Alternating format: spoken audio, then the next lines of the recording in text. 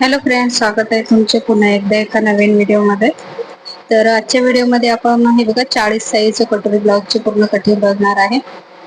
पण त्या अगोदर बघा मी इथे आता पूर्ण तुम्हाला ब्लाउज मोजून दाखवत आहे. ते 40 इंच छाती आहे, म्हणजे छातीचा चौथा भाग इथे 10 इंच येत आहे. कमरेचा पूर्ण राऊंड 34.5 इंच येत आहे. आणि अधिक एक गोष्ट, या ब्लाउजची उंची बघा तुम्ही किती आहे. तर या पूर्ण ब्लाउजची उंची बघा 15.5 इंच आहे. त्याच्यापेक्षा अधिक थोडी जास्तच आहे. आणि त्यांनी हे ब्लाउज आहेत बघा, दोन शिवायचे आहे. एक पांढऱ्या साडीवरचा आहे बघा, आणि एक असं पिंक कलरचा आहे. तर ब्लाउज आणि साड्या म्हणजे खूप चांगल्या क्वालिटीच्या आहेत. पण त्यांनी अस्तर बघा कोणत्या क्वालिटीचे दिले आहेत.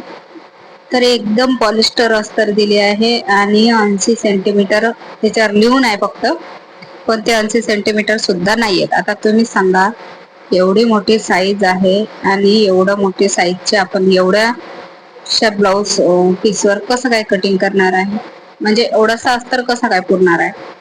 तर असे जे ब्लाउज असतात ते खूपच किचकट जातात, जे अस्तर कमी देतात. आणि आपण जर स्वतःहून अस्तर आणलं तर आपण 50 रुपये 1 मीटर अस्तरचा चार्ज घेतो.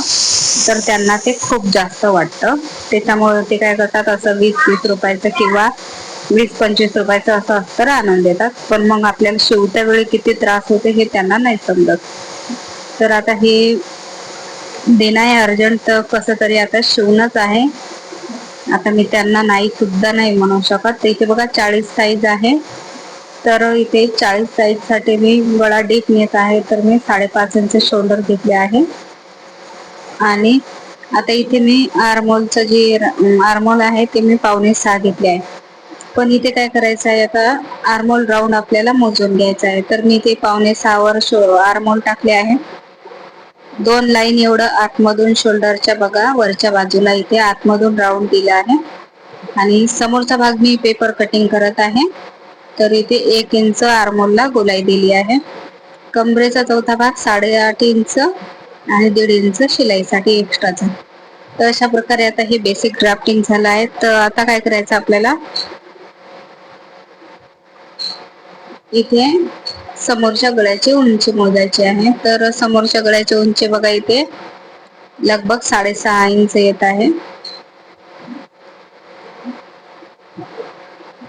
तर बघा इथे मी 6.5 इंचावर माप टाकलं आहे. आणि गळाची जी रुंदी आहे ती 2.5 इंच घेतली आहे. आणि खालच्या बाजूला सुद्धा 2.5 इंचच घेतली आहे. आता इथे 1 इंच वर घ्यायचं आपल्याला, आणि इथून 2.5 इंच आपल्याला असं मार्किंग करायचं आहे कटोरीच्या शेप देण्यासाठी. आता इथे मी मशीन मध्ये ऑइल टाकलं होतं रात्री, तर इथे थोडस ऑइल पेपरला लागलं आहे. आता इथे क्रॉस पट्टी मोजून घ्यायची, आपली कटोरी मोजून घ्यायची. इथे बघा क्रॉस पट्टी मी दोन्ही बाजूने 3-3 इंचावर पहिले मार्किंग केलं आहे. आणि आयहुकाच्या बाजूला आपल्याला 1.25 इंचावर असा क्रॉस मध्ये शेप देऊन द्यायचा आहे बघा. आणि कटोरीचा जो शेप आहे तो 6.5 इंचावर द्यायचा या प्रकारे. आता मी ते अशा दोन, एक सरळ लाईन मारून घेतली आहे आणि एक असे क्रॉस मारून घेतली आहे.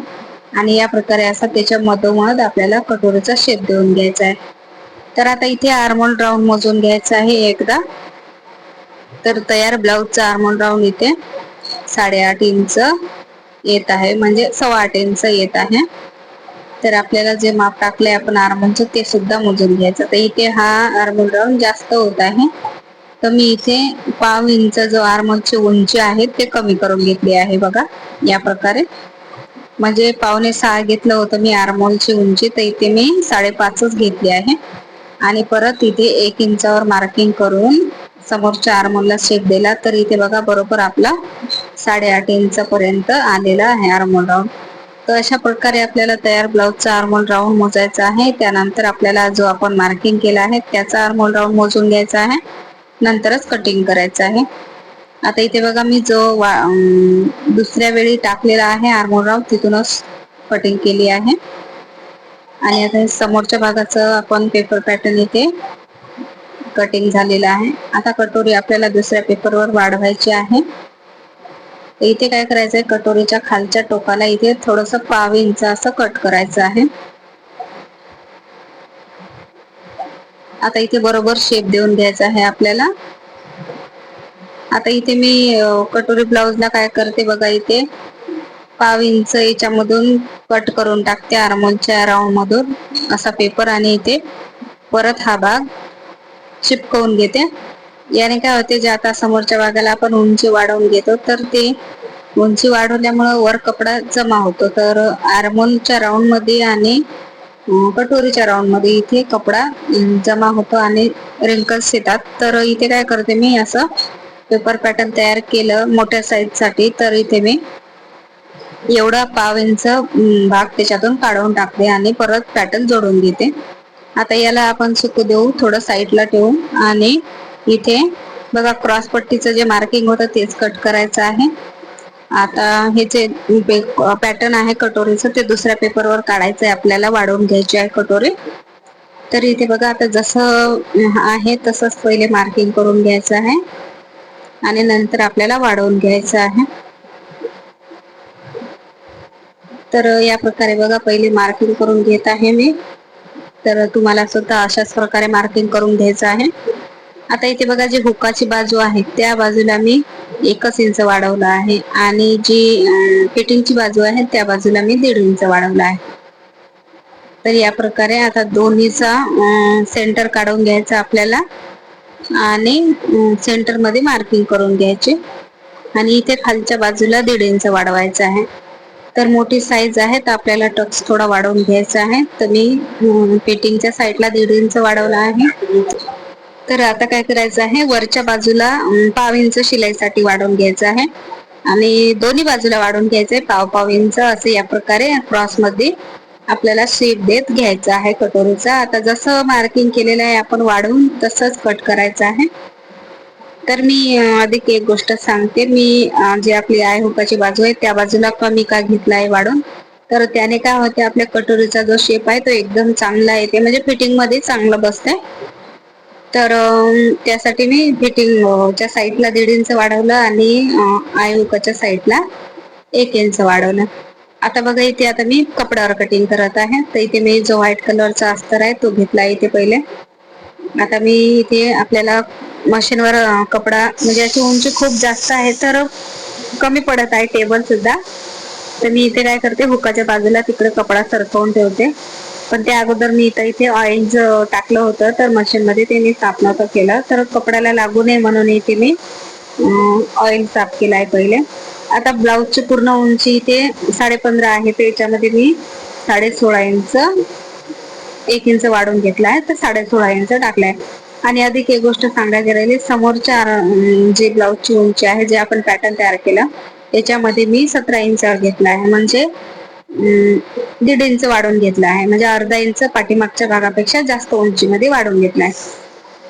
आता इथे आता बघा मी समोरच्या आर्मोलचा जो उंची आहे ती 5.5 घेतलेली, तर इथे सुद्धा मी 5.5 इंचच घेतली आहे. तर आर्मोल राऊंड मध्ये इथे 1.25 इंचावर दिला आहे, तर आर्मोल राऊंड मोजून घेतला तर बरोबर 8.25 इंच आलेला आहे.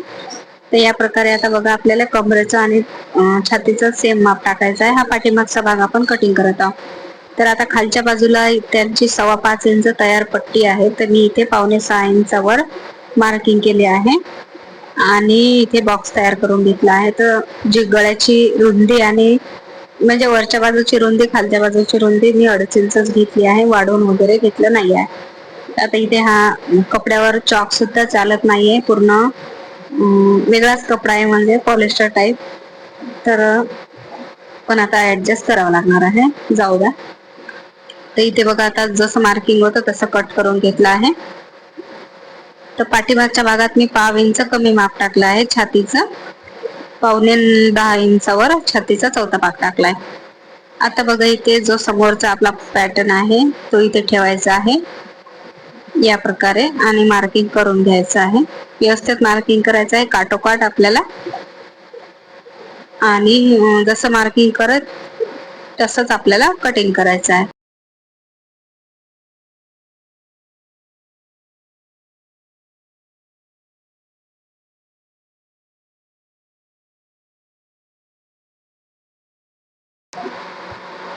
तर बघू शकता तुम्ही इथे मी जसं मार्किंग केलं आहे तसंच इथे कट करत आहे. आता बघा साईडला फक्त केवढा कपडा वाचला आहे, म्हणजे किती कपडा वाचला आहे. आता एवढ्या कपड्यामध्ये बाहीचं कटिंग, कटोरीचं कटिंग आणि आधी क्रॉस पट्टीचं कटिंग कसं काय होणार. आता तुम्हीच सांगा मला, तुम्हीच सांगा. आणि कटोरीचा भाग सुद्धा बघा किती मोठा आहे. आता याच्यामध्ये बाही नाही होणार, एक तर कटोरी नाही होणार, कोणता पण एक भाग निघेल. आता काय करायचं, आता मी याच्यामध्ये काय करते बघा, बाहीसाठी जर आपण एवढी घडी टाकली, छातीचा चौथा भाग समजा 10 इंच आणि बाही तर समजा लहानच आहे, काही जास्त मोठी नाही बाही, 3.5 इंचची आहे, पण तरी पण 1 इंच शिलाई मध्ये घेऊन आपण 4.5 इंच बाहीचं माप टाकलं तर बाजूला कटोरीचा जो पॅटर्न आहे तो कुठे ठेवायचा, क्रॉस पट्टी कुठून काढायची. आता हे त्यांना सांगितलं कस्टमरला, आता हे समजत नाहीत अशा गोष्टी. ते डायरेक्ट बोलून देतात की थोडस वाचलं तर तुमच्या जवळ लावायचं, पण आता प्रत्येक वेळी आपल्याजवळ असा मॅचिंग कपडा नाही राहत. आता हे व्हाईट कलरचं ब्लाउज आहे, आता आपल्याजवळ व्हाईट कपडा नाहीये, दुसरा अस्तरचा कपडा आणून लावा तर आपल्याला त्याचे पैसे नाहीत भेटत. तर आता इथे काय केलं आहे मी, कटोरीचा जो भाग आहे तो कटोरीचा भाग कट केला आहे आणि साईडला जो आधी वाचला होता थोडासा तिथे मी क्रॉस पट्टीचा जो भाग आहे तो ठेवला आहे. आता इथे बघा खालच्या बाजूला क्रॉस पट्टीसाठी इथे 1/2 इंच वाढवायचा आहे, कारण आपला अस्तरचा ब्लाउज आहे तर अस्तरचा जो भाग आहे तो आपल्याला जोडायसाठी 1/2 इंच लागेल. आता बघा एवढ्या कपड्यामध्ये कसं काय होणार. आता इथे काय करत आहे मी, बाही दुसऱ्याच भाग जो ब्लाउज पीस आहे ना मेन त्याच्यावरच कट करत आहे. तर आता इथे याच मापाचं मी दुसरा सुद्धा ब्लाउज होतं तर ते कट करून घेतलं आहे आणि आता तुम्हाला बघा त्याच्यात सुद्धा एवढाच कपडा वाचलाय, म्हणजे थोडासा. आता इथे काय करत आहे मी, बाही कट करत आहे. तर आता एका सिंगल घडीमध्ये काही बाही येत नाही बघा इथे, तर दोन्ही काठाला सेम बॉर्डर आहे, म्हणजे सेम रुंदीची. तर मी काय करते, डायरेक्ट बॉर्डर मध्ये बाही कट करते. तर बाहीला अस्तरच्या ऐवजी काय करत आहे, समजा हा कपडा मोठा आहे तर याच कपड्याची परत एक आपल्याला प्लेन बाही कट करत आहे आणि ते अस्तर सारखं आपण इथे बाहीला जोडणार आहे. आता दुसरा पर्याय नाही, व्हाईट कपडा नाही आता आपल्याकडे, तर मी इथे तसं करत आहे. तुमच्याकडे जर असा कपडा जो ब्लाउजचा जास्त असेल तर तुम्ही बाहीमध्ये तेच अस्तर सारखं लावू शकता, आता दुसरा इलाज नाही. तर इथे बघा बाहीची जी उंची आहे ती 3.5 इंच आहे आणि बाहीची जी घडी आहे ती इथे आपल्याला 10 इंच घ्यायची आहे. तर 4.5 इंचावर मी माप टाकलाय बघा बाहीसाठी, अशा प्रकारे.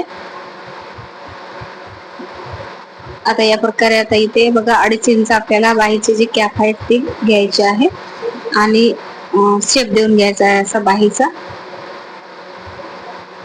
तर एवढी छोटी बाही असून सुद्धा आपल्याला ते अस्तरचा कपडा अजिबात पुरला नाहीये, कारण तो अंशी दाखवतात त्याच्यावर पण तो 70 पर्यंतच भेटते किंवा जास्तीत जास्त 75 सेंटीमीटर भेटते.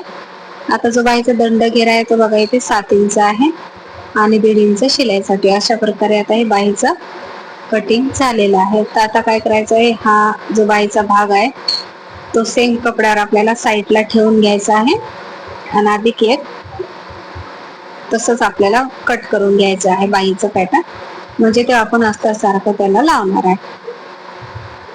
तर आता इथे ठेवून घेत आहे बघा आणि कट करून घेत आहे. आता इथे काही वाढून वगैरे घेतलं नाही, सेमच मापाचं घेतलं आहे. तर आता बाही झाली. आता काय करायचं आहे, आपल्याला कपडा फोल्ड होता 4 फोल्ड मध्ये, तो ते डबल फोल्ड मध्ये करायचा आहे. बंद बाजू आपल्याकडे ठेवायची आहे आता पाठीमागच्या भागासाठी बघा, आणि पाठीमागचा भाग ठेवून घ्यायचा आहे या प्रकारे.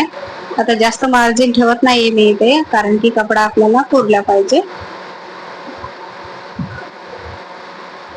आता इथे आपण जो समोरचा साईड पार्ट आहे तो ठेवायचा आहे या प्रकारे आणि कट करून घ्यायचा.